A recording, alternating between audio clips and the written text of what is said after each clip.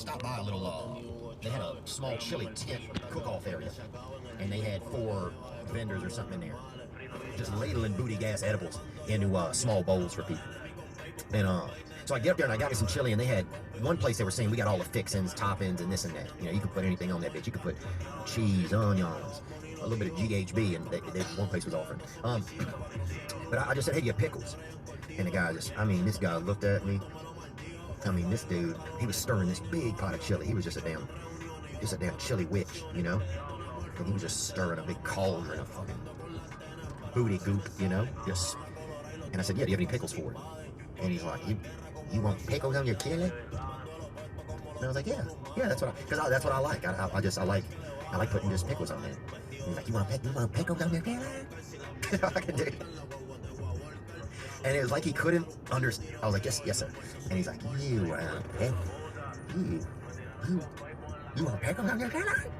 He couldn't handle it, man. The dude couldn't handle it. So I guess the moral of that, you want pickles on your chili? I don't know what the moral of that story is, dude. Who gives a dang? The moral of the story is sometimes you want things that people can't give you. I think maybe that's the moral of the story. I got this shirt on. This is a beautiful, beautiful shirt. This was given to me by the Bronx Fire Department, baby. Engine 43, son. Quattro Dos, baby. QD in the house.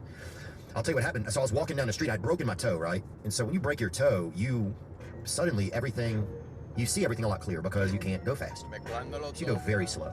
You ever see that guy that's crossing the crosswalk like backwards in a wheelchair by himself? And you're like, Jesus. You know, you pray for him, but you're also a little bit pissed, you know? You're like, dear God, help this motherfucker, hurry up. Well, dude, when you break your toe, you go slower than that dude. He is the hare, you are the tortoise. You go slower than that dude. So I'm in New York City. I'm walking around and, you know, and I just broken my toe probably 48 hours before it. So that bitch was big and dark. And you could feel it had a little bit of heartbeat of its own, you know, like it had a damn bass track running through it. And I'm wearing some Hey Dudes that I have that, because it's easy to get in and out of them, the shoes. And anyway, you're just slowly going everywhere. You know, so you start meeting people and people are saying stuff at you and yelling, you know, hey, damn, you know, I love the podcast. Get out the street, faggot. Just different, just New York. Just New York hellos, you know. And I'm walking past this one spot and this guy comes up and he's like, hey, you want to, and he'd been drinking. And he was Italian or he was like fast Polish, you know, or he was either Polish or slow Italian. One of the, you know what I'm saying, who's in that class. And he's like, come on, hey. He's like, my cousin Jeremy just got promoted to whatever the top of the fire department, like lead arsonist or whatever. So he brings you, there's just a door. We go inside and it's a huge, it's like everybody's like, hey, you want some fire? It's like a fire department party. And I think this guy, Jeremy or something, had just won like hose of the month or whatever. Like, I think whoever's got the most PSI coming out of him, they give him, you know, he done something, you know, it was an achievement for him. So all of his buddies are there and everybody, they're toasting and cheering and fucking like, hey, look at this motherfucker, you know? And they're like, hey, if you ever have a fire, here's my number. Like, dude, if there's a fire, I'm not looking through my phone if there's a fire, you know? And I'm gonna call Antonio up, you know, in the South Bronx. I'm calling the fire department. So they're just like, and then they gave me this shirt that we took some photos and they're like, cheers, and then offered me, they're like, hey, you want some matches? You know, keep us in business. They gave me like an 8-pack of matches that was like the cool looking, the old school, like regular looking matchbooks. They gave me this shirt, they're like, hey, it's flammable. But yeah, it was just like a great experience. So shout out to them, shout out to all the fire departments out there. Congratulations to the guy that got the promotion. I dated a girl in junior high school, her dad, great guy, threatened to kill me once, but outside of that, awesome. You know, he was a fire chief, and we used to go over there and watch him eat hot dogs and shit. And this was before a lot of firemen are getting in shape and stuff. Now, this is back when they would just, over there, just snorting Oscar Myers and shit, and just squirting ketchup on each other's backs, you know? And just basically just gambling, a lot of them. But anyway, I'm not sure what I'm talking about, what I'm rambling about. But that was the first time at her dad's fire department that I ever had chili in my life. That I ever had it. Somebody served it. I didn't know what it was. I had a little bit of it, and then I'd had it. You know, that's how that all works, you know. But you want pickles on your chili? You want pickles on your chili?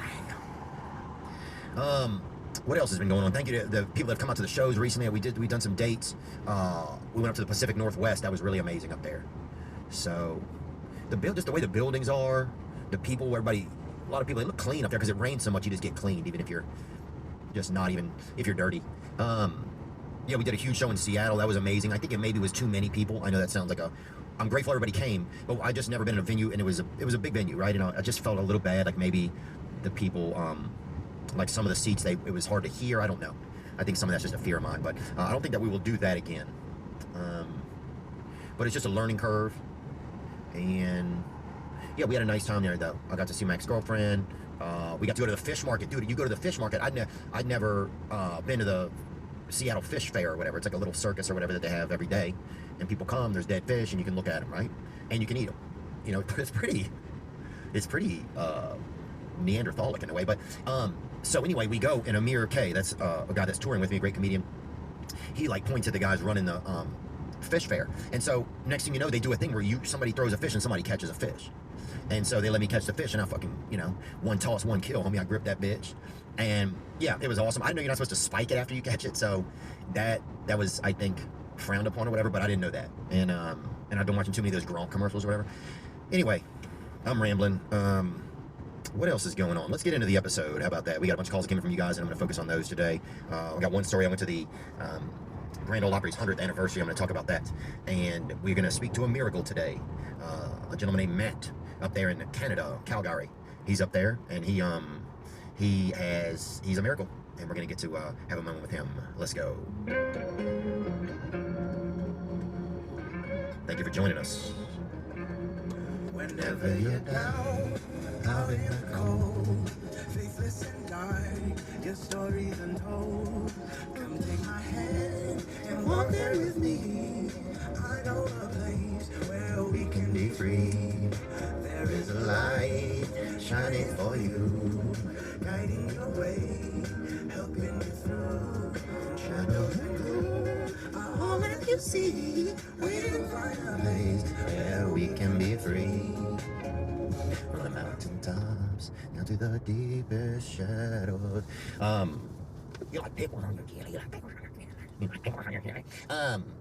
Yeah, my mother came in town for my birthday. Actually, it was last week, and we said thank you if you're wishing me a happy birthday in your head, and if you're not, and you're just like, dude, keep talking, that's fine.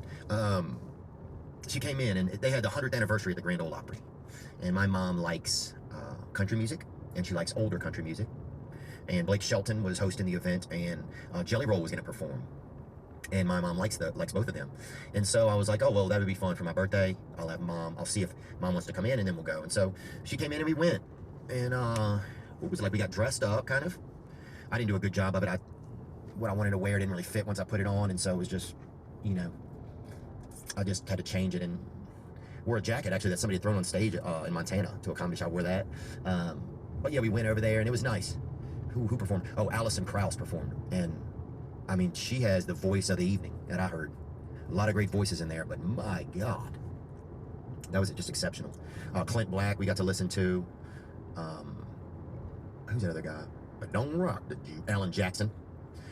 It was awesome, man. We got to sit there and listen to some music together, and you know, there was kind of a point in, like, there was one point we were sitting there, and this is kind of, I guess, a childish thought or whatever, but I was like, you know, I kind of wish my mom would give me a little hug or hold my hand or something. I know that sounds crazy to say. I don't mean like hold my hand, but just kind of squeeze my hand, just something, you know, like we don't see each other that much, and I don't know, this sounds crazy to say this kind of, I guess, but I've said a lot of weird shit over the years. I was thinking, man, it'd be nice if she gave me some sentimental but physical sign of affection. That's what I was thinking, right? And so I'm sitting there next to her, and then I just reached over and grabbed my mom's hand. That's what I did. And then we were just kind of held hands for maybe 30 seconds or something, you know? Just put my hand on top of hers, let her know that I care. And it was just something like, for me, like, a moment like that is interesting because a lot of my life I would just sit there and be like, man, I wish there was this moment of affection, but I wish somebody else would do it, right? Or I'm upset that they're not doing it, you know? And then I just did it. I just reached over and, yeah, my mom's an older lady, you know? And at some point I gotta be, no, that's not it. I don't have to, but I don't know, it was just like, well, if I want this, I can also get it for myself, you know? And it really had the same effect. Once I got over the fact of like, oh, I wish they would show the affection first, or I wish they would do the action to be the person providing the affection, which is probably what I thought of a lot when I was a child. But then this time I just reached and I just put my hand on my mom's hand, you know? Because she's getting older. She's not the child now, but she's, you know, just where we're at in our lives, things are kind of even. And it still had the same outcome for me. It made me feel, okay, the second I got over that little moment of kind of jealousy or wishing, or not jealousy, but like wishing somebody else had started the action. The second I got over that, I just had a nice moment where I got to sit there and just be with my mother and watch country music, which is something that we both enjoy doing. And something that's important to me in my life, you know, to have moments with my mother where we're doing something that we like to do and we're doing it together, you know. So I don't know if that sounds weird or whatever. I honestly, I don't care if it sounds weird, you know. I really don't. Part of me does still, but I think the part of me that needs those type of moments is like, hey man, finally you're trying to meet just the universe, how you're taking some direction to do something for how you feel, you know. Instead of just, because I always in my life have been caught in this moment, like, God, I wish they would do this, I wish this, and so I don't know, that was just kind of an interesting moment for me. And then I put my arm around my mom's shoulder and just like, yeah, like she was, you know, my mom, and we were just having a nice time. And once I did that, I was getting what I wanted out of the moment, you know, and I wouldn't have done it if I hadn't made an effort. I'm not trying to say, hey, look at me. I'm just trying to say, like, for so long, I've always been the person, and I still am a lot of times, but this time I wasn't, where I'm like, man, I wish somebody would do this so that I would be able to have a certain type of moment right now, or so that to show me that they care. And I didn't really realize that if I do it myself, I can still get some of that same result. So I don't know if that makes a lot of sense or not, but and yeah, just, I don't know. Yeah, sometimes you know, you may only want, you know, sometimes you gotta put your own pickles in the chili. You know, that's what I'm saying, I think. I don't know if that sounds great, but sometimes if you want pickles in the chili, and that's the only way you're gonna have the chili, sometimes you gotta bring the pickles, man. Because sometimes the world just serves chili. So I don't know. But yeah, I want to speak that out loud too, because, you know, it's just important to me that I start to live in a place in my life where I just don't let that uncomfortable moment of like, man, I wish they would do this, so this could be the outcome. Where I don't let that prevent me from, even if I'm upset at them or whatever, that I don't let that prevent me from maybe trying to take the action myself. I don't know. I know that doesn't apply to everything, but anyway, enough about me, man. Enough about me. We got a lot of great calls that have come in today, and I want to get to some of those. And again, I do want to apologize that we haven't gotten to do these type of episodes a lot. I think about this all the time, you know, and I think that it's important, and sometimes it's just been tough. And I'm not complaining, I'm just saying that it's been tough. And then, you know, you also have the opportunity to talk to guests, and you're like, man, I'd love to talk with this person. And so you just try to balance it. So just bear with me. I just want to let you know that this community is important to me. And I'm trying to fine tune some things in my life a little bit better, so things are more organized. So I'm able to spend my energy where I would like to be able to spend it. Anyway, I know I don't need to say that, but just want you to know that. All right, we have some calls that came in, and thank you guys for continuing to hit the hotline. As always, the number is 985-664-9503. And we got a call right here. Here we go. Hey, Theo. My name is actually Theo as well. Oh, hello, Theo. Good to meet the others. Onward. I got a situation here. I've been talking to this girl for like 2 years, and it turns out I got her pregnant. After that all happened, the word got around, and somehow it turns out that she's my first cousin. Any advice would help, and thank you so much.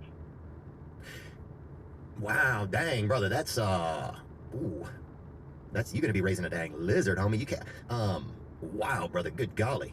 That's like shooting fish in a family or whatever. I don't know. I mean, I've looked at a chart recently. I don't know the genetic legalities of that.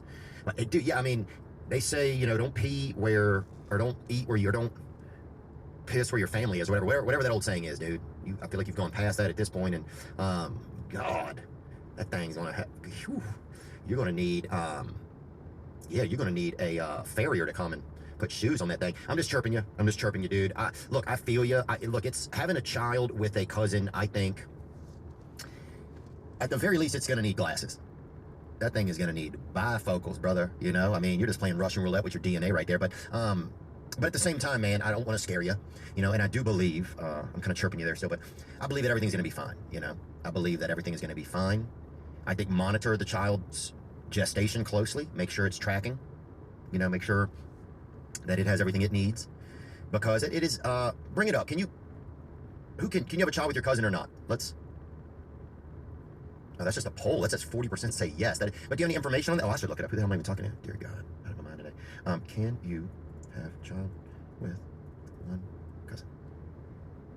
Oh, yes, it is physically possible for first cousins to have children, but it is important to understand that such relationships carry a slightly elevated risk of genetic disorders compared to unrelated parents, brother. So I'm just saying, not everybody, some people like things different, some people like pickles on their girl.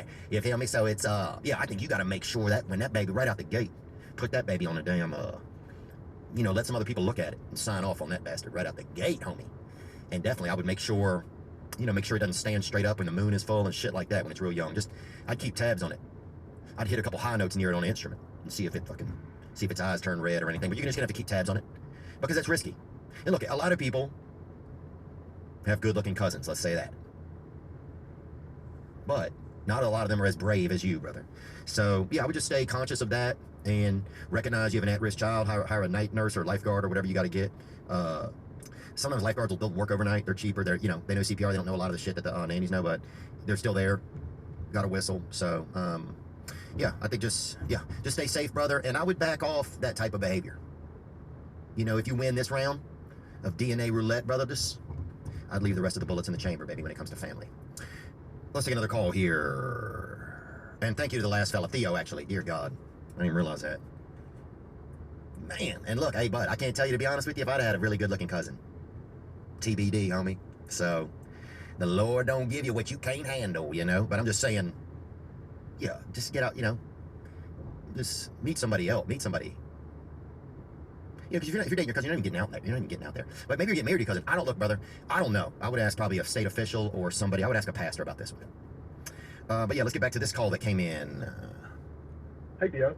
I'm in welding school right now. Oh, you're in welding school. That's a good school. And I had a family member who started a welding school. It's a good business. Onward. And I hate that shit. Like, I genuinely hate that shit. And so I've always said my backup option is the military. And I'm at the point where I'm about to head down to the recruiter's office in the coming weeks, possibly. But I just wanted to know what you think I should do, because I hate welding, but I don't know if I want to sign away 4 years of my life. You know what I mean? And it's like, I'm 18, so I'm young, and I could get out after 4 years and still not even be 23. But I don't know. It's just like I don't know what to do. Should I stick with welding school and hate my life for the next few months or the next year and a half? Or should I quit that and go into the military and then get a bunch of free shit and a bunch of discounts for the rest of my life? Hey, man, brother, thank you for asking and just for reaching out. Yeah, it's a good, this is a great question, because you're like, do I do a trade or do I go into the military? And especially, you mentioned one thing, yeah, going to the military, you get discounts. Like, I wouldn't go into the military just because you're going to get 15% off at Long John Silver's or whatever. That's not a reason to go into the military for 4 years, just so you can get, free left shoes at DSW Shoes or whatever, or 11% off of cheesy biscuits over there at Red Lobsters, that's not, I would take that out of the equation. And I would just look at, do you like welding? You're saying you don't like it, but do you not like the school part of it? If you don't like this, I would find out, what don't I like? Because that's sometimes we say that, I was like, I hate this, but what really do I hate about it? Do you hate that you're in school for it right now? Do you hate that you're having to learn it? Do you hate that you have to get up at certain hours to go learn it? Because you may love welding, you may not be like being at class at 8 a.m. And I'm not saying those things. I'm just asking you to, or suggesting that you, try to figure out, well, what don't I like about it? Because sometimes I'll just be like, man, I hate that shit. But I never really look at, well, why do I hate it? And then I might realize I don't really hate that. I hate this other thing that comes with that. But I do believe that if you get into a trade that you do not like, that you won't enjoy it. And I do believe that there's things out there that we can all do that we would enjoy doing. I believe that there's so many things. So, yeah, I would take a look at that, man. I would take a look and just decide, if you do not like welding and military is your backup, I think the military is a great idea. I mean, I don't think it's a bad idea, especially at your age. I wished I'd have gone in the military. I spent a lot of time just sitting around, just trying to lick my own dick or whatever, or, buying binoculars and shit and just fucking not doing shit or whatever, being a fucking shitty neighbor or whatever, pervert. But what, if you go in the military now, yeah, you're out in 4 years and you probably have a lot of skills. It'll probably help you get up early, stay in shape, all these things that are going to really help shape the rest of your life, right? Now, some people may have went to the military and say, Theo, you know what the fuck you're talking about, fucking honky, you little fucking queer, you little gun pussy or whatever. That's fine. They can say those things. And I haven't been. But for you, you're saying that that's what you've thought of as your backup option, Now, you might, I don't know how long the military will be there, depending on what they can keep having our military carry out and the different actions that they have them do. But I think it's an honorable thing. I have a ton of respect for our military, and I don't think you would go wrong with that choice. So that's kind of where I'm at with it, And if you went in there, you'd probably make a lot of great friends, and you'd learn things about yourself that you like and don't, and then you'd be done. And you're right, you'd only be 22 and a half years old. 23 years old. You have so much time. There's so much time. Man, I wasted a lot of time. And one of the things I wish I'd done as a military, just because I think you don't also get those moments of camaraderie where you get to be around a bunch of other guys, So those are just my thoughts. Recognize I've never been in the military, but I do think you have time to do that and do countless other things. And if you don't like welding, you know you don't like it, then maybe it is time for a backup trade to try or a backup option. What else is going on? Yo, I'm a girl, and I like girls. I had a girlfriend for a while, and recently I found out that... Okay, so you're a girl, you like girls, and, okay, carry on. And recently I found out that my mom's gay, too. So now, I don't know if I'm gay anymore. Oh, big facts, sister, okay? Oh, once our parents start doing something, we don't want to do it anymore. So, I think that all checks out. I think you're good. I think just trust your instincts, little mom. Here we got a call. Let's hear this one. You know, sometimes you land on hard times, man, and you're just trying to get, you know, food to eat and a place to sleep or whatever. And I'm like, you know, I got a 5-gallon bucket of pickles. And I'm stealing the bananas from the 7-Eleven, man. I'm going in there and I'm pocketing these fucking bananas from the 7-Eleven. Yeah, those are free. How long can I last? Is what I'm thinking. I was just like, could I last 2 months on a 5-gallon bucket of pickles and stealing bananas from 7-Eleven? Because I'm eating bananas and pickles, and that's all I'm fucking eating. That's all I got to eat, man. That's all I got to live upon. Live upon, man. Yeah, motherfucker, BLM, dude. Look, yeah, if life gives you pickles and bananas, bitch, mix them bitches. Okay? Fuck yeah, dude. I mean, there's only so long you can be trapped somewhere with pickles and bananas and not put them bitches together, dude. Make some bananas, homie, you feel me? So, look, some picknanas, homie, I think that all checks out, brother. So I don't think there's any shame in it. You can always, once you get your feet back on you, go back to that 7-Eleven and give them money for those bananas. Let's hear a little more. You know, the world is a cruel place. The world is a cruel fucking place, man. And I realize that, man, when you're eating pickles and bananas just to survive. You like pickles on your bananas, boy? You like pickles on your bananas? You like pickles on your bananas? Well, it blows my fucking mind that we can give so much foreign aid to places when we have people who are eating pickles and bananas. Actually, pickles and bananas are pretty good, so that's not what I mean. But yeah, you would think we'd be able to help our own people that are starving first over here. That's just kind of how I feel. I'm kind of an American. I'm a North America first kind of guy, I guess, because that's us and our neighbors. But what the fuck do I know? But yeah, man, honestly, you sound pretty healthy. You sound like you're doing pretty good. You're really hit a couple of high notes, dude. I think you're fine. I'd join a church choir, have somebody make some TikToks, see if you can start selling tickets on the road, brother. You're going to be fine. But yeah, sometimes we all get in tough moments. I'm trying to think of something where I was kind of down to my last dime. Oh, I do remember I'd get that block of damn hamburger meat. That bitch came in a missile. That bitch, they dropped that bitch off a C-130. That thing, you know what I'm talking about? It's shaped like both ends are kind of a wiener, kind of like the front end of a wiener. God, that thing was heavy. You had to carry it out like this, you know? And sometimes I'd mix it up by the damn Duraflame logs and accidentally put that bitch in there and just cook that bitch and have to spoon it out the fire to eat it. Call the fire department. Hey, take some matches, huh? But yeah, man, it sounds like you're doing okay. What else is going on? What else can I tell you about that happened to me recently? Not much. Going to eat dinner with my neighbors. Looking forward to that. Hitting the road for some more shows. Yeah, we went last week. Oh, Victoria Island, which is a beautiful, fascinating little... It's like this cold, white Hawaii off of the coast of Vancouver. But just great people, man. Canadians, and grateful to see them. And I'm a Winnipeg Jets fan. Just letting everybody know that now, too. I don't want that to cause any issues between me and anybody else, but I'm a Winnipeg Jets fan. So I think their jerseys are fire, and I like they're doing good, and that's good. So okay, I think that works. What else? Let's take this call right here. Hey Theo, hope you're doing well. I'm calling you today, see if I can get your perspective on something. My girlfriend of 4 years, she passed away, died half a month ago. It wasn't not a surprise, but you know she had cancer. We thought that she had a little more time. But since then I've spent most of my time doing nothing. You know, I'll visit her grave every day for months, which is good, I guess, for getting out of my apartment. But I would just let the time pass, you know. But recently I've started going back to school full time and working again. And honestly, I feel like I'm just doing it because it's expected of me, you know, from the people around me, my family, and my peers.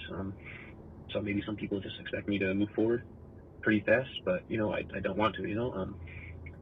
Well, thanks for the call, man. I'm sorry to hear about that. I can't even imagine that. In the sense of losing a girlfriend or a partner, spouse. You know, I've lost people that I've loved, you know, And it feels so impossible, because I think it's so many things at once. It's like, you know, something is gone, and then the finality and the viciousness of life is so evident, and at the same time the preciousness of life and how beautiful life is, that it could even exist. All that happens at the same time.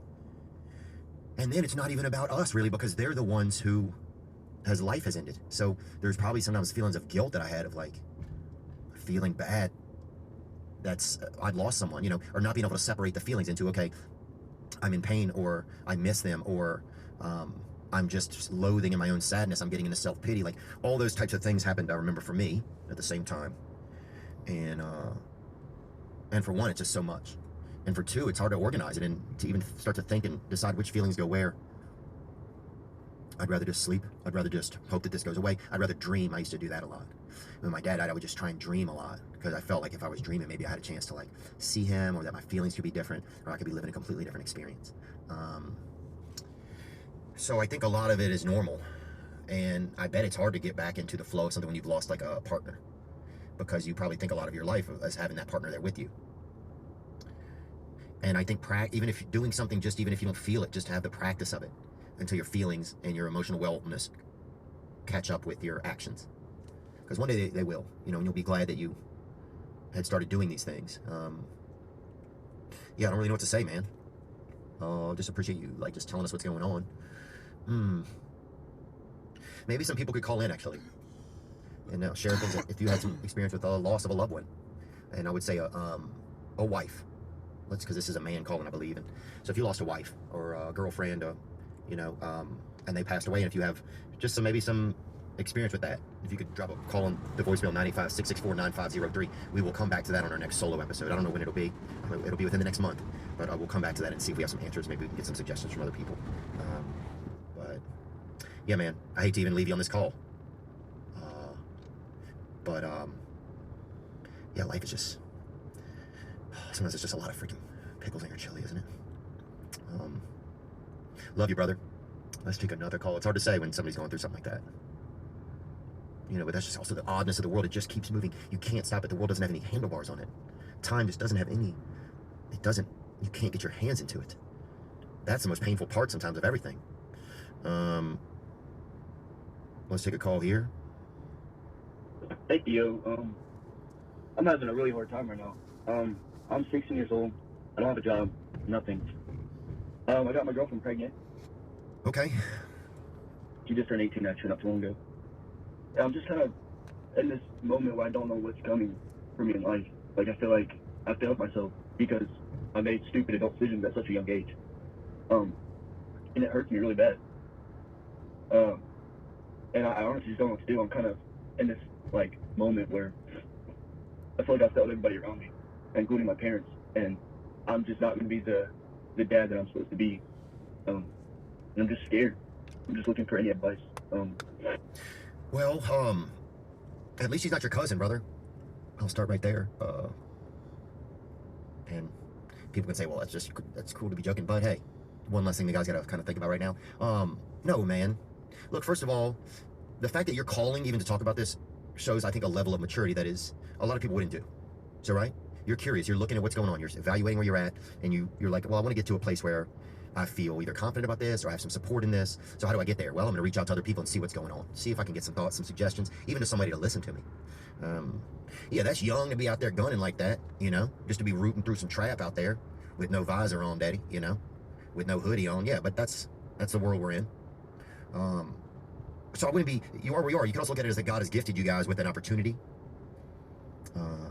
I think people will probably be disappointed maybe in where you're at because they don't want to see you miss out on opportunities for yourself that could, that there might be less of if you have a child. That's probably what the disappointment is. I don't think it's disappointment in you having a child. It's probably disappointment that, well, this may affect your ability to chase some of your dreams or ideas because you have a responsibility now. Now, I'm sure that as time goes on and this child comes into the world, it's going to bring a lot of love in everybody's life. So don't think about just that, man. Let me see, what else did you say? I feel like I failed everybody around me, including my parents, and I'm just not going to be the dad that I'm supposed to be. Well, we don't know if you're going to be the dad that you're supposed to be. You know, that's way still to be determined. You know, we don't know. That hasn't happened yet. So don't future trip like that. shit, the fact you care about this much already, I think you're probably gonna be a pretty caring guy, you know? And you're gonna have I'm assuming a girlfriend or wife or her and her family as well can help support this child. So you didn't mention that's gonna be a fear. I think everything's gonna be okay, dude. I think it's gonna take some time. I bet it's super scary, bro. 16 years old, and you're having a child. That's kind of scary. I think you got to let this play out, man. I think you have a chance to be a young dad. Now that'd be cool. Think about that. You're gonna get to do stuff with your kid that a lot of parents will not be able to do. So get to play tetherball, get to do probably some racing quads, like some kind of high-speed shit that, you know, some parents kind of age out of when their kids age into it. Probably be able to play video games, do some VR type shit. So there's gonna be interesting stuff. But all I'm saying is don't let all the fear take away all the possibility, you know? Now you're probably gonna have to grow up pretty quick. And there might be a part of your adolescence you'll miss out on, or it's gonna be different or trickier. In fact, you're probably gonna grow up pretty fast in some ways. But maybe that's what God needs you for, you know? You just don't know. We don't know what we're needed for in the future. So just hang in there, man. This isn't the end of the world. Hell, this is the beginning of a life that you're responsible for. So I know it's got to be scary. It's easy for me to say that. You know, I'm sure there's gonna be moments where it's really scary, but try to squeeze into those moments of fear some possibility, man, because that's cool, dude. You get to make a child. You get to have a child that you're gonna take care of. So, amen, brother, and God luck to you. Is pornography causing a problem in your life? Do you find yourself watching porno for longer? And like people that have come so close to the grave but managed to stay out of it. Big bosses, we call them big bosses. They call them in some Polynesian areas. And today we're grateful to be able to talk with another miracle here. There he is, Big Dog Matt. How are you? I'm living the dream, man.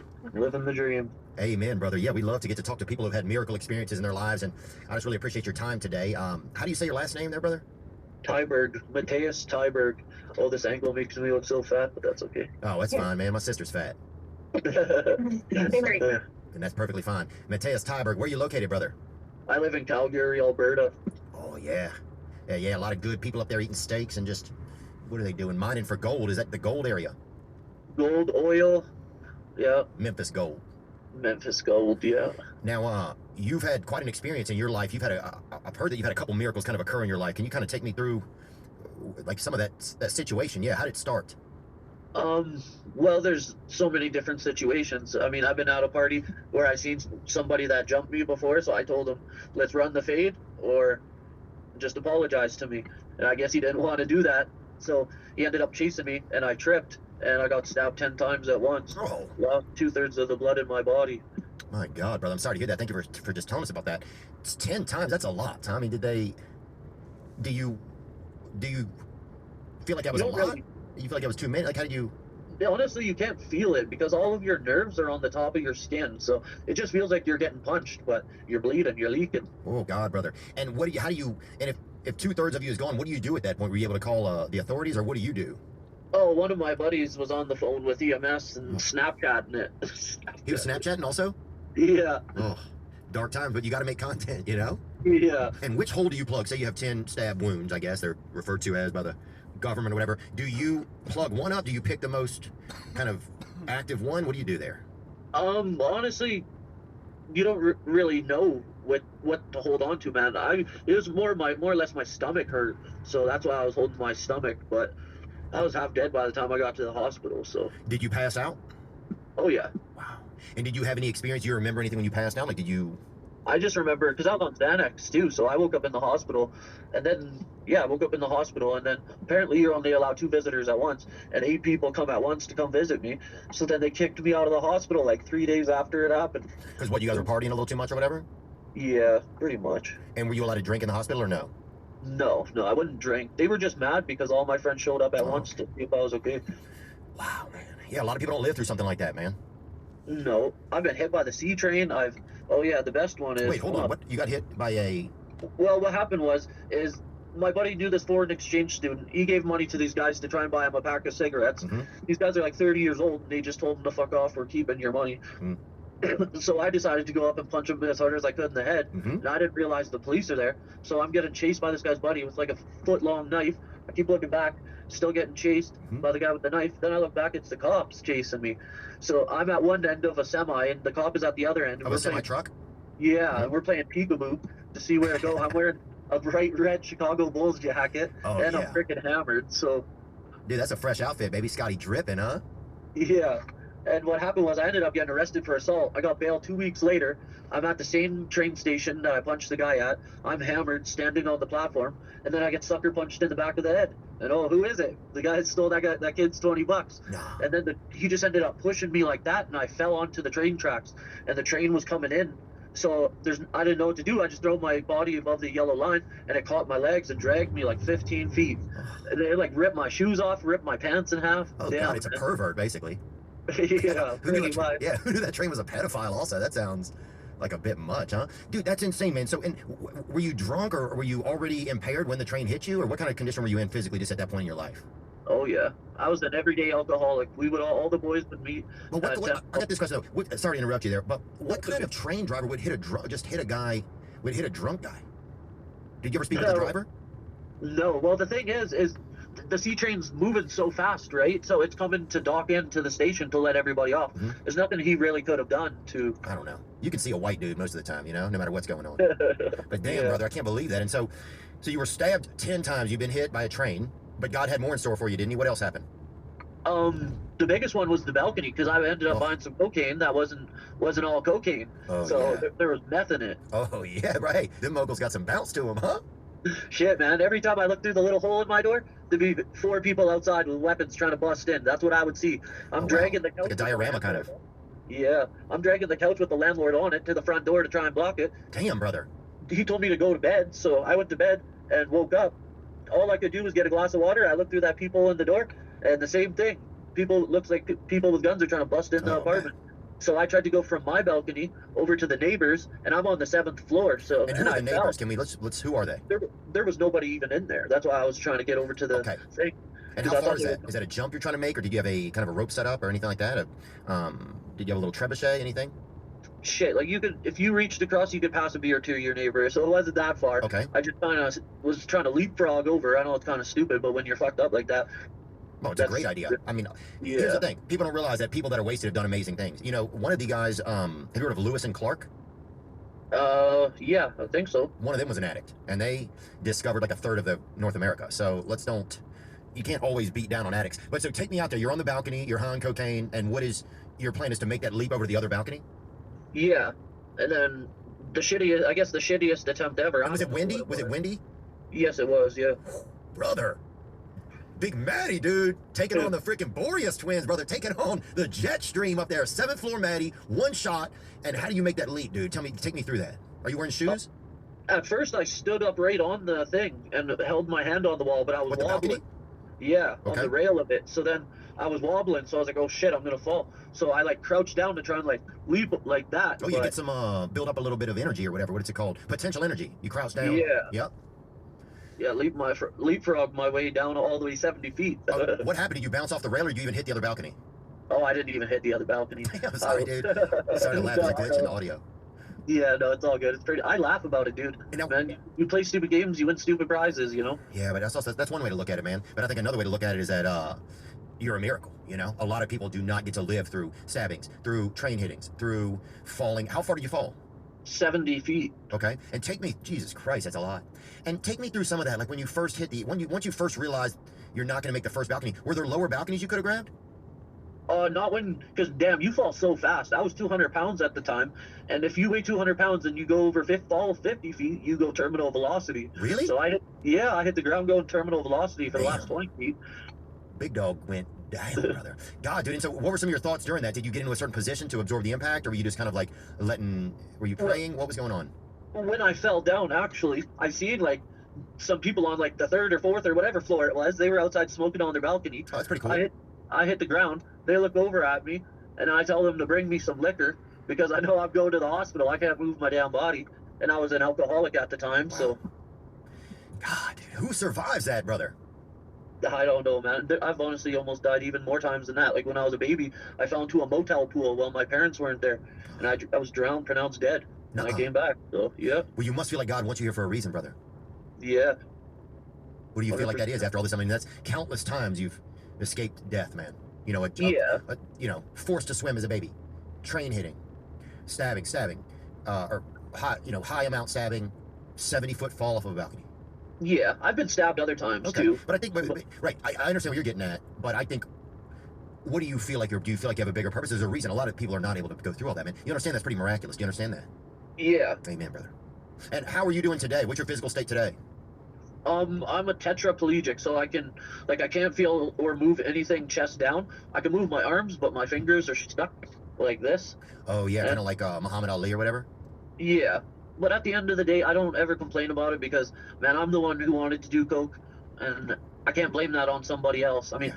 And you're a survivor, brother. You're a damn survivor, dude. You're a damn, you know what I'm saying? You're a damn a gravity monkey, dude. Do you think you will ever walk again, brother? Probably not, but I'm okay with that. I love watching YouTube. There's so much, people come up with stuff every day, oh, so yeah. it gives me something to do. Oh yeah, you can watch people walk on YouTube all day if you want and take it easy, you know? Yeah. But man, I appreciate you just jumping on, and I appreciate you paying attention to the show, and yeah, we're gonna come to Calgary, dude. You gotta come out. I'd love to get to meet you out there. Yeah, I'm coming. I already got my VIP tickets, so. Sweet, bro. Well, yeah, we'll have to catch up, dude. I want to touch them magic limbs you got on you, daddy. I want to rub them bitches for good luck. Hell yeah. Yeah. Where do you live these days, man? I live in, well, now I'm so crippled, I gotta live in like a long-term care home. So I'm the youngest here. It's pretty much just older people. Any chicks in there or what? No, not really any disabled chicks. You gotta pray to meet the one you want. That's what my friend told me the other day. He said, are you praying to meet the woman you want to meet, you know? Yeah. So I gotta start. I kind of gave up because once you sever your spinal cord, man, you can't even bust a nut. I haven't busted a nut since I fell from that balcony. Oh damn! How long before you had fallen had you busted a nut? You think? The day before. Amen, brother. Amen. I love it. Finish strong. Yeah, finish strong. You know? And look, man, you're gonna bust one. We're gonna if we can do anything, if we hear of anything that could help you, any elixirs or anything like that, we'll see what we can do, man. But yeah, dude, that's if you can get hit by a train and still be alive or whatever, you'll get another nut out. Oh yeah, that would be nice. Amen, brother. Well, thank you so much, dude. Give my best to everybody up there in Calgary, bro. America's getting weird. We're probably all gonna come up there soon, so save me room up there, big dog. Yeah, Calgary is probably the nicest city in Canada, I think. So. Dude, Canada's so great, man, and it's safe too. That's the best thing about your stories I've noticed is that you didn't get shot in one of them. Yeah, I've been shot at, but that don't count. You got to come to America to get shot, bro. That's where we do it. So, they won't let me across the border. We'll see what we can do. Well, look, right now you're probably an insurance risk, I would guess. So. Yeah. But yeah, dude, that's a good thing about Canada. They got knives, so you always stand a chance. That's one thing I like. Yeah. Yeah, at least you're not getting shot, just killed instantly. Yeah, that's so bullshit and lame, dude. I mean, look at you. If you got shot that first time, you wouldn't even got hit by a train. That's crazy to say, but you would, the other stuff wouldn't even have happened. You wouldn't have had these other experiences, Yeah. So, no doubt. You're like the worst Evil Knievel in some ways, Yeah. Sorry, dude. That's not funny, it's but... all good. It is funny, dude. I laugh at anything, man. If I didn't become a criminal before, I would have became a comedian, dude. I just didn't have any father figure in my life, so I was homeless 16 years old downtown selling weed, so not making good choices, but... Well, you're alive today, man. Yeah, I do believe you're here for a purpose, and even just sharing your story right here today, man, resilience is huge, and I think the future's bright, brother. I believe that, and I'm just glad I got to talk to you today, and we got our first Canadian miracle right there, Matt. How do you say your last name? Tyberg. Matt Tyberg, right there, ladies and gentlemen. If you don't believe in miracles, you got to believe in them now. That's what I feel like. And Matt, thanks for your time, dude. I look forward to catching up with you in a couple months. All right, awesome. Sounds good. Have a great day. All right, you too, brother. Cheers, man. Cheers. Matthew Tyberg, right there. Let's see if we got one more call that came in here. Hey, Theo, this is Willie Bones. What's up, bro? Willie Bones coming through, baby. Record 19, go through Bones. What's up, gang? Yo, man, I just got one question for you, man.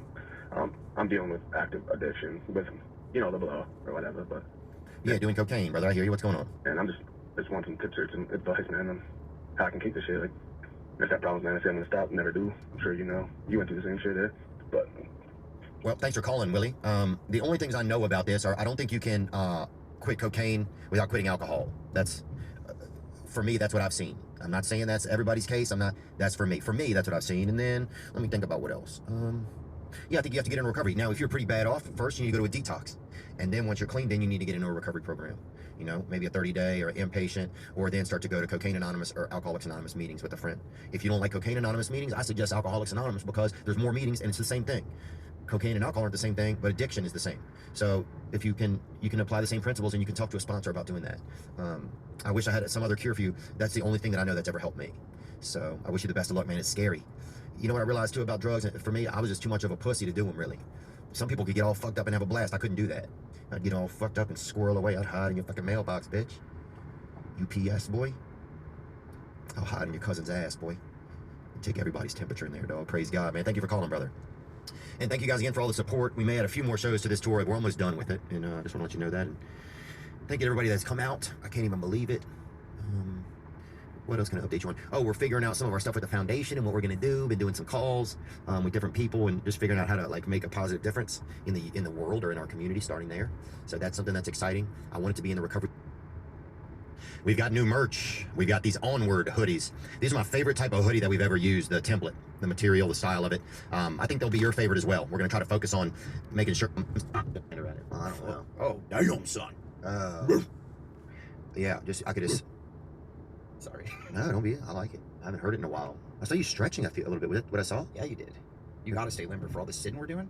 I'm getting at the age now where I can't sit for too long, dude. Really? Yeah, that sucks. What do you mean? Yeah, just sitting. Just freaking bothers me. It bothers. Yeah. You know, I do notice. I thought about this. Like, we're not supposed to just be sitting around. Like, imagine if say you went in the woods, right? Yeah. And you saw all the animals are having fun. Yep. Right. They always are. Yeah. Most of them are. Some of them are beating, killing. There's some. Yeah, some of them. But eating is fun though. Yeah, most are having a good time. Yeah. Yeah, there's violence. A lot of it's by the streams, Mm-hmm. and so you know, kind of. That's fun. Yeah, it's fun if you're into that. Yeah, and I think most animals, and I'm also into water. But if you're into, but that's where things get violent is down there. Oh shit. That's what I'm saying is. Oh, I think nature's a blast, right? Yeah. You see it. They're herding the animals. The woodpecker comes down. Mm-hmm. He's like, he makes noise, and people are like, "Get the fuck out of here. We want to sleep in." But you don't think for him that's kind of fun though? Just like wake up, motherfucker. Yeah, he's obviously been using or whatever. He's one of the Yeah. animals that got a hold of a bag somewhere. Absolutely. Who else is rolling up like that? Just so early, just slamming their head against the wall. Yeah, and then taking off. Yeah. Unless he's like Morse coding a message from the heavens or from like AC/DC or something, you know. But you know, I'm sure every animal, they all conjointly hate that MFer. Conjointly, I think they are. When they see, unless one person had to get up early for work, and then he's like, guys, I had to invite him. Yeah. And this we started to talk about this because of stretching. I'm just saying. So stretching like is you said sitting down. Yeah. So I'm just saying. Yeah. Well, I don't know if we're supposed to be sitting down. Like say if you went into nature. Yeah. And you saw a bunch of animals. They were doing stuff, scratching their backs on trees, eating berries, and tickling each other, whatever. And then there's one animal off to the side who's sitting in a chair, Mm-hmm. and he's vaping or working on his computer. Yep. You'd be like, that animal, something's not right. He's gonna have some achy hips. Yeah. Because humans, they weren't sitting back in the day. That's what I'm saying. I mean, rocks, they're not comfortable. No. We made all these comfy chairs, get us all Slaven. Yeah. Right. So that's what I live in Orange County, so I drove up here to do this, among some other things. But I drove up here, and it took like an hour 40 minutes, and then I get out of my car, and my hips are like. Yeah, my body the top starts to lean forward. Mm-hmm. Also, my top half of my body will start to lean forward like that. Yeah. Well, you know, my body fell apart, dude. You know, I was hit by a cement truck when I was a kid. Were you really? I was, dude. And how full? Or was it? It was a full cement truck. No way. Yeah, even if it wasn't a full cement truck, 'cause that's still fucked up. But it was a full one, dude. Full one's really bad. It was, I think 32 tons, something like that. Oh my God. Yeah, dude. It hit me. I ran over the first under the wheels, and then spit me out. I flew 500 feet, dude. You're lying. Truths. Oh my God, what's the longest field goal ever kicked? That's insane. Bring that up. Yeah, I mean, it has to be more than 500. No, maybe not. How long is the 66 yards? So quick math.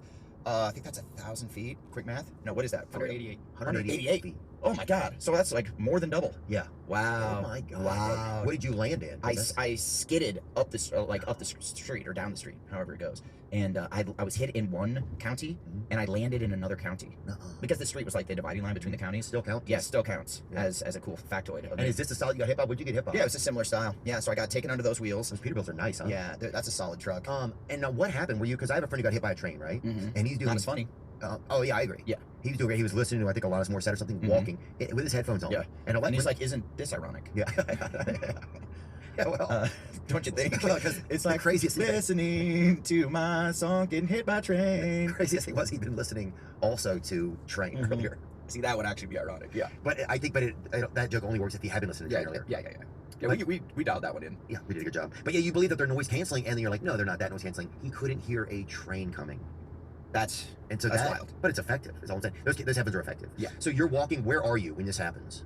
It was Omaha, Nebraska, and we were going across the street to get candy or whatever. And I mean, true facts were we were going to, like, we would steal pages out of Playboy or Penthouse magazines, and we were like 12, 11. And so that was our move. We would go there, we'd rip out. I don't know why we didn't just steal the magazine. Because the ripping sounds loud. It's way louder, but in little kid brain, I was like, it's not as bad if we only steal a few pages. That's fair. Like, we're gonna get in less trouble if we get caught. Right, like I got one page. I only got a couple pages. Yeah. I only got like half a tit here, Mom. What? I steal a magazine. It's just a magazine. You still have the rest. Yeah. Yeah, and they say they buy it for the articles, Mom. So I left the articles. So we would do that, and so my one friend was across the street, or my two friends were across the street, and they say, come on, and I took that as coast is clear.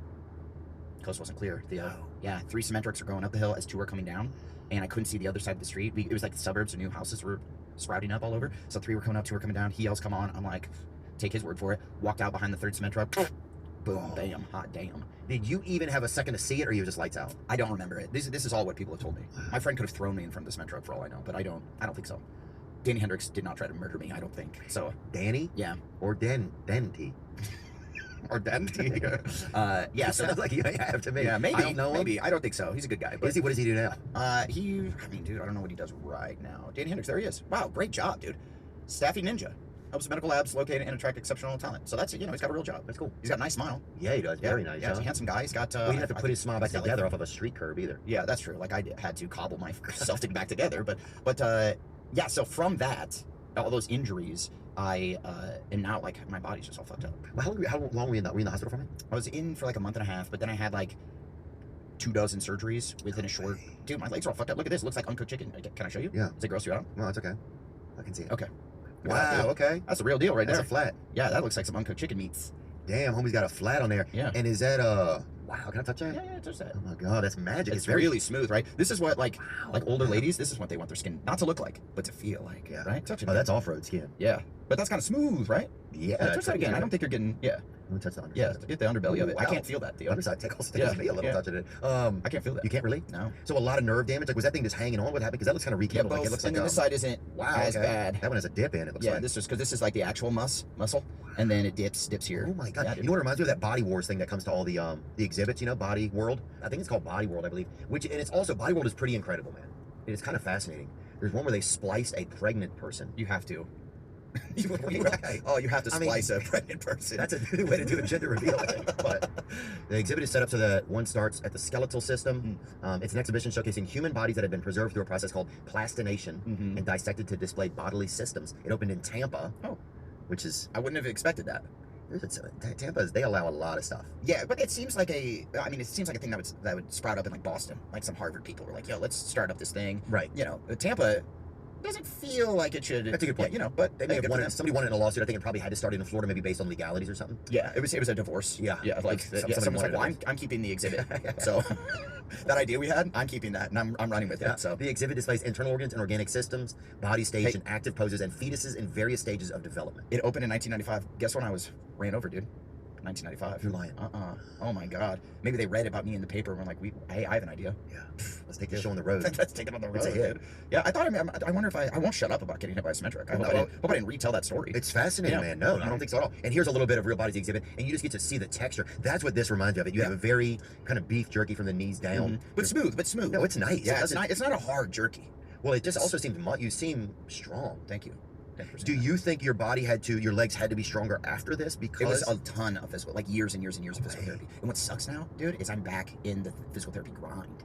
So Because like, of it? yeah, whatever happened, like 3 years ago, I was shooting this show in Germany, and I like was wiggling around, and I like kicked my leg up, and I was like ping, and something pinged down here in my groin. I was like, I got my balls popping out, you know, like you had a hernia, and like my insides are oozing out, not oozing out. They were like, so then it was just something like got tweaked, and then it was just like bing, bing, bing, bing, and the muscles all got fucked up, and so I had 2 surgeries. I was like, it's my hips. So I got hip surgeries on each side. It wasn't the hips. No. So it's been 3 years of like trying to cobble my body back together, and I was so fucked up, and I was so tight and tense, and I was getting these spasms. I went to the doctor. The doctor 1 month before my son was born was like, you're dying. Swear to God, Theo. He goes, you have stiff person syndrome, which is a real disease. It sounds like a boner joke, but it is not. And he's like, you got stiff person syndrome. And that essentially the like average lifespan of someone with stiff person syndrome is like 5 or 6 years. And I was like, I'm dying. So for a solid couple months, I was like, my son is just born. I'm going to die. And what do you feel like? You feel like a gingerbread cookie kind of style? Or like, how stiff are you at that point? I'm a lot better now. I was so stiff I couldn't I would move and everything would go crack, crack, crack, crack, crack, crack, crack, crack. And it hurts to just move at all. And I would have these crazy spasms, and like they would happen in my stomach sometimes, and it looks like I'm pregnant, like a little fucking arm is pushing out. It was wild. Bring some of that up. Stiff person syndrome. This is a real. It's a real. Celine Dion has it. Oh. So then I go through all this testing, and then they were like, you know what, we don't think you have this. We think this is from your accident. And I'm like, okay, thank God I don't have this. And then I go through another 6 months. I'm on the set of The Righteous Gemstones. I'm not getting any better. In fact, I'm getting worse. And I tell Danny, I'm like, dude, I have to dip. I have to go see the stiff person syndrome guy. And it was so scary because he's the guy that's going to tell me if I actually have it or not. Oh, really? And I'm there, it's after hours, and they saw me special, you know, and I just hear his little click clack of his old man doctor shoes, and he comes and he has those eyebrows that are like wizard like. Yeah, like the eyebrows that like a bird will land on one. Yeah, absolutely. And you know, if you have eyebrows like that, you're like, you have wisdom, right? Yeah, definitely. People who trim their eyebrows are obviously dumb as fuck. You're not. Yeah, dude. You gotta let those things sprout if you're lucky enough to have some wiry brows. And so he comes, and luckily he tells me I do not have it. So thank God. But it was like a wild ride where I'm like, I think I'm dying. And now I'm like, it's from my accident. It sucks, but hopefully I can get better. You know? So some of the mental fear is going away because you got the verdict. And then I think from that, some of the physical has gotten a little better because the mental, because I'm not just like, because I wasn't sleeping. I was sleeping like 3 hours a night. I was just going online, sitting on the toilet, watching TikTok videos of like people with like that are like, I'm living with stiff person syndrome, and I'm living an okay life. And you're like, oh, this is. I'm doing good. It's like, I'm doing good. Yeah, somebody set me on a counter so I can look at the children or whatever. Yeah, totally. They're like Elf on a Shelf, dude. Yeah, exactly what it was. And I'm like, God, and I feel so bad for these people. And also, in turn, I'm like, this is going to be me, dude. I'm going to like, my wife is just going to have to like wheel me into the living room as I watch my like little son walk for his first steps. You know, I think it's going to be like that. But luckily, it's not. So that's been since I saw you last, dude. That's what I've been doing. And that's so stressful, I can imagine, man. I'm so sorry you had to go through that, dude. Yeah, that's unbelievable. And where you started, like, so that's why I was stretching. That's why. Well, you can get dysplasia too. That's one of the things that. That's what dogs get a lot. Well, a lot of Australian Shepherds get it. My friend Scott has an Australian Shepherd. People say I'm an Australian Shepherd as a human. I could see that a little bit. Yeah. Dysplasia refers to abnormal development of growth of cells or tissues, which can be mild, moderate, or severe, and can sometimes be a precursor to cancer. Oh, I didn't know that. I didn't know that. I thought that's when your hips get all tight. Yeah, let's look up hip dysplasia. Yeah, that's what I was thinking. Hip dysplasia. This guy's trying to upsell us. I thought that'd always be like a kind of a cool name for like a '90s hip hop group. Hip dysplasia. Yeah. Hip dysplasia condition where the hip joint does not develop properly. Yeah. Resulting in an abnormal fit between the ball and socket of the hip. The exact cause of hip dysplasia is unknown, but it may be related to genetics, position during pregnancy, and a history of hip dysplasia in the family. Don't have that, thank God. God, dude. Yeah. Now, were there things where you having to roll out your legs and stuff? Like, tell me some. I roll out every day. Dude, I have to roll out. Yeah. I carry around like the ball. The ball I really fuck with. I do acupuncture once a week. I do body work at least once a week. I do a thing called functional patterns, which is it teaches you like how to stand properly using weights and different kind of things. And then I do regular physical therapy, and that's about it right now. But like, and then I do a chiropractor that hooks me up with like this machine that zaps you, you know, like a TENS unit, like a stem pads. Yeah. But like this is supposedly like the hot shit machine that zaps you even more. I don't know even what it does, but I'm like doing everything. So like right now, when I'm not currently working on a project, it's like 5 days a week, all week, physical therapy every week, physical therapy type stuff. Yeah. Man. Yeah. So that's like having another child. It's almost like having another child. It's like having to take care of yourself like that is really extensive. It's so annoying. And then like I might do this movie and it shoots in South Africa. Yeah. And I'm like running around and it's like an action sort of movie. And I'm like, oh, am I going to fuck myself up again? So now I'm like looking at projects with a little side eye going like, can I handle this shit? Yeah. What do you want, a calm project? Yeah. I need a nice chill, like Peeping Tom type of thing. Oh, if I could get a Peeping Tom gig, dude. That's where I really shine. Get him on the ladder. Yeah. Yeah. If I'm just perched up in a tree, but I have like a nice chair, like a deer stand, you know? And but it's just me just like oogling someone. That'd be a good gig, dude. Yeah. Get Sydney Sweeney or someone in it. I don't know. Or your wife. Yeah. No, look, it's just acting. Yeah, it's just acting, babe. Oh yeah, if you got January Johns in there, you got who else? A lot of people, dude. Rear Window. That's a Hitchcock, wasn't it? Rear Window. I think so. Yeah, that's Rear Window. I think was about butt stuff, wasn't it? That was an early anal film. One of the first anal films.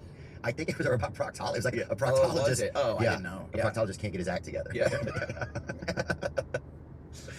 Man, that's so wild. Thanks for sharing that, dude. Now, when you were a kid, how long did it affect you? Like, say after the accident happened, how long was it like a daily thing that affected you? Probably. Oh, for sure. I couldn't walk for about 2 years, but then 8th grade, your homie played football. Yep. Really? Yeah, it was so bad, dude. But they were like, yeah, you could play, and then it was just they made me an offensive lineman. Dude. So you can't move. I can't move. It was just like, but I was pretty strong from all the physical therapy. You just go around on it. Yeah, don't hit me. Yeah, just play it. But my mom was like so worried about me, right? So she put shin guards on me and arm guards on me. So I was hitting people like, bah, bah. Yeah, you're like a soccer player. Yeah, dude. My dad was like, take your elbow and jam it underneath their chin. So it's just me going like, dig, and they're like, oh. And I was like kind of decent. Like it worked. Yeah, it worked. You were the only guy out there who was just fucking high-eyeing. Yeah. What? That's crazy, dude. And the devilishness of your father to dude, my dad's a dirty dog, to guide you like that. Yeah. My dad, like, I don't know how your parents were, but my dad, I remember as a kid, I was getting bullied, you know, a little bit. I'm sure, dude. Yeah, but before the accident. Before? Yeah, I don't know. It was just like, there was a bully, right? And my dad was like, dude, does he picks on you? Is he a lot bigger than you? And I'm like, he's way bigger than. He was held back a grade, so this guy was like a fucking monster. Insane. And it was in like And fourth dumb. grade. He's held back. Yeah, he's You're held like, back. yeah. He's a big dummy. Just let the dumb go with their friends. Let him go. That's the scary part when you're like, hey, this You're kid's holding kinda back, and dumb. now he's mad. Now he's angry. because everyone knows he's stupid. Yeah, he's angry and Yeah. dumb. Yeah. So now he's in my grade, and he. Fee, fi, fo, fum. That's a good, yeah. I smell the blood of dumb. And then he is like picking on me, and my dad was like, hit him as hard as you can in the face, and then run away. He's like that. Like try to knock him the fuck out, and then. He's bigger than you, and I'm like, He's like, then get out of there. Right. So the next day, I was like, he was picking on me, and I just was like, shut up! And I punched him right in the nose. Did not knock him out. But he didn't attack. He cried like a bitch. Yeah, he did. Yeah. And then I think I became his bully, which in turn, I've told this story on my podcast. This is important, and I told that story, and then I found through the grapevine that he thinks that I was his bully. He doesn't remember bullying me. He only remembers me bullying him afterwards. Because afterwards, I just took my dad's advice. Right. So he was like talking shit in class. I just got out a book and hit him in the back of the head. Yeah. Yeah. And like he was talking shit at the top of the stairs. I fucking kicked him. And he fell down the stairs, dislocated his shoulder. Yeah, dude. So I think I was like fucking really violent. Yeah, it sounds like you don't remember things correctly. Yeah. It sounds like you were It does. a violent guy. It does. But I thought in my head, he's the aggressor. Maybe not. Maybe I'm a little piece of shit, but I thought I was in the right. But I was like, I'm smaller, so I have to be more violent, or else I'm gonna be the one getting my ass kicked. So we had a kid at after school care. We went to religious after school care Mhm. because they would donate it to you if you prayed a lot or something. So my mom would get a couple prayers in, and then you got free care for the kids or whatever. good deal. Oh yeah, so she was hitting the urinal or something. No, it's not a urinal. What is it? Where you pray? Confessional. Confessional, right? Yeah. So she Way different than urinal. yeah, definitely. Yeah. God, I hope God, please make this piss come out right. I'm so sorry. Yeah. No, it's okay, dude. But yeah, so she would like make a bunch of deposits in the confessional or whatever, and then they gave you free childcare for the after school, right? And we had this one kid named Jeep was his name. He was named after a vehicle, right? Yeah. So they named him Jeep. I was like, well, that's not how it works, but That is it. my buddy Scott's daddy was like, you know what? If he'd be mean, he'd go up on the upper deck and hum a piece of concrete off at him. And did you do that? I don't remember if we did it or not, but I just Yeah. remember that advice being like, Yeah. that is. Aggressive advice. Yeah. Yeah. But yeah, Jeep was problematic, and he would body slam other kids and stuff.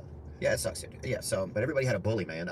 But you talked about a new podcast. You have a new podcast. Wait, I know this with the guys from Workaholics. You guys started a new podcast. That's right. It's not new. We've been doing it a while now, but Did you re-pick it up or something? yeah, we don't promote it, so we've just been doing it in silence. Yeah, no one knows about it. It's called This Is Important, but it's me and the Workaholics guys. It's super fun. Yeah, Yeah, it's fun, dude. And what a way to keep that thing alive. What a way to keep an experience alive. Yeah, it's just a fun way to get together. It was during the pandemic, actually. We started it, and we were like, dude, we never see each other anymore. We're bored. Let's just crank this bitch out. Bring up a photo of the gang right there with the pod. Yeah, this is important. We're actually pitching a new show together.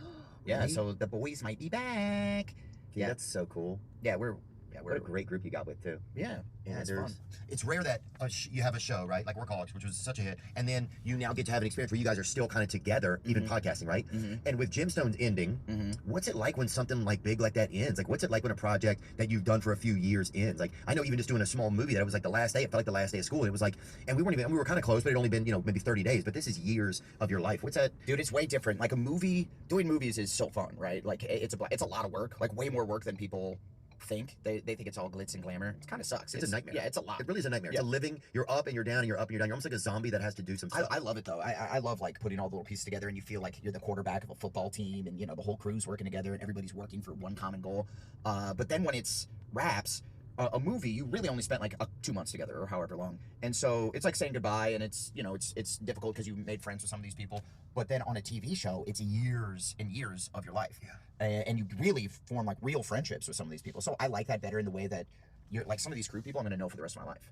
And then it's just nice to build a relationship. So that's what I love about TV. And I'm like, I'm trying to pitch another show with the Workaholics guys and working on a few other projects that I hope I can get off the ground TV wise, because it's nice just to have something that you can come back to every year and grow with the characters and, have it morph over time. Like Gemstones ending, like that show was a wild ride, dude. It got us through the pandemic, through 2 strikes, through all these ups and downs, all this turmoil. It was nice to come back and have this be kind of home base. And I know you just recorded with Danny a couple weeks ago. Yeah, it was great. Oh, isn't he the best, dude? He's so great. I was a little bit nervous. I wish I had just talked about more regular stuff. We talked about like some family stuff. It was great. Yeah, it was great. You just always kind of have your druthers, Yeah.